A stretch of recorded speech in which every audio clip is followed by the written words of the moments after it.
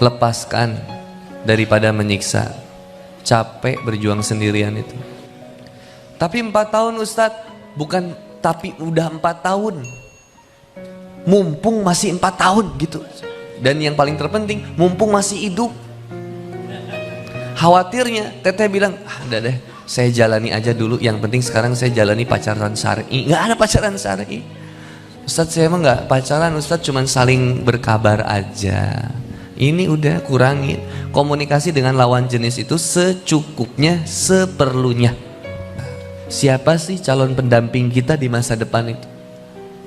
Kalau kita nggak berjodoh dengan seseorang, mungkin kita berjodoh dengan kematian, dah gitu aja.